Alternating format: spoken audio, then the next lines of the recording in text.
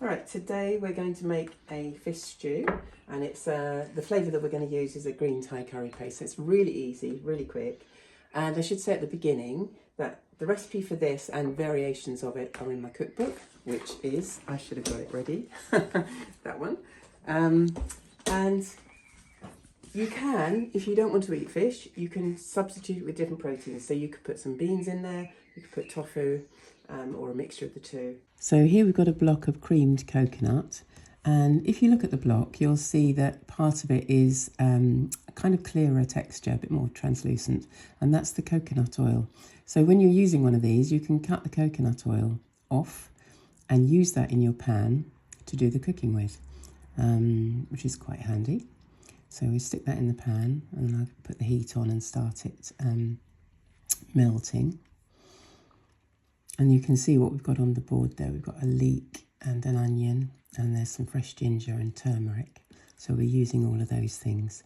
Onions and leeks are really good prebiotic foods. So prebiotic means that we are encouraging the good bacteria. It's that prebiotic is the food that the good bacteria live on in our gut. And this is the thinking behind this at least 30, 40 different plants message, because the different plants give you different prebiotics and encourage different bacteria. So that's a good thing to bear in mind. So onions and leeks and garlic, good prebiotic. In fact, most vegetables are.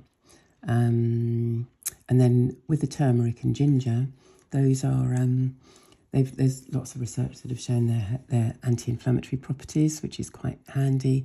And having regular anti-inflammatory ingredients in your cooking is always a good thing. So rather than focusing on one and thinking, oh yeah, I've got to have turmeric every day or ginger every day or whatever, just put it in, a few times a week, because you'll be having other things which will be helping. So with the leeks, use all the green. Green is good. Green contains the magnesium. That's my understanding anyway. I could be wrong about that. But anyway, don't throw the tops away because they're all good stuff. The turmeric and the ginger are just cutting off any dry bits or mouldy bits. And then I've got one of these microplaners, and just grate it on that, which is great. You can also do garlic on these things, and it's really nice. You get a nice texture. And what I sometimes do as well is I'll have a bit of ginger in the fridge and I'll grate it onto my breakfast or something like that. So it's quite handy. And I've got some coriander on the back there.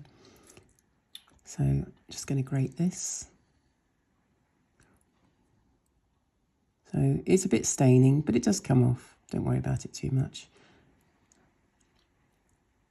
So the ginger is about a thumb-sized piece, but don't worry too much about the quantity, just put in as much as you think. Ginger will add a little bit of heat as well, which I find quite nice. And the turmeric, is both as well as their nutritional properties, they add a nice colour too, which is good. So you can scrape all the bits off there. Try not to waste any of it. It's all good stuff. And as you'll notice, I didn't peel them either.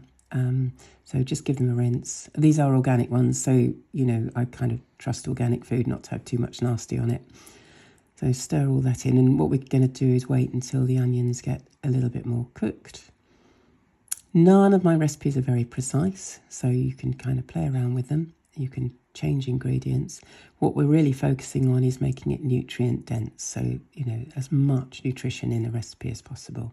So you see with the coconut, it's still in the plastic there, and just cutting it in half, and then peel the plastic off, and then you can cut it in roughly into bits. Doesn't have to be too smooth, but the smaller they are, the quicker they'll melt into the soup. So coconut's great because it's a low carbohydrate food, but it's actually quite sweet. So you can use it in all sorts of things, and help to reduce any sweetener that you might put in. So I often use things like desiccated coconut in a cake, for example, and it will really help to reduce the amount of sugar. And sometimes I don't even bother with sugar. So it's a very useful thing, and it's a good fibre, and I can't remember any of the other good things about coconut. Never mind. So let's just had some water put in, and then I'm going to put the creamed coconut, and we need to bring that up to temperature and the coconut will gradually melt in and it will make it nice and thick. So it makes it a nice substantial soup or stew. It takes a little while. And also what went in there was a stock cube. So you can have like a spoonful of bouillon powder or a stock cube of your choice. This is the green Thai curry paste going in. I think we ended up using about half a jar here. So what I learned the other day was that some green Thai curry pastes are much hotter than others. So do know your paste before you put it in, because you might end up with something that's too hot to eat or with hardly any flavour. So just do that. So you can see it's steaming now, and the coconut's more or less melted. And then we're ready to go, and the fish goes in. So this is a fish pie mix. So it's got some white fish in it, like cod and haddock, and some salmon. But you can put anything you like in there. You could also add some prawns in if you fancy, or some mussels to make it a little bit more like a fancy soup. And then we've got some spinach going in. So this sort of makes it a little bit more of a meal. So you've got your vegetables. And although it's not as many vegetables as I would normally like in a meal, it does make it a little bit more green and nutritious. So spinach, so the fish only takes 2-3 minutes, maybe 5 at the most to cook. And the spinach just needs stirring in and the heat will finish cooking it. So a bit more in there. And the good thing about spinach is there's lots of volume when it's raw, but you can chop it and it melts right down to practically nothing. And you've just got lovely little green streaks in your food. So it's a good vegetable for sneaking in if you've got people in your family who aren't so madly keen on the green stuff.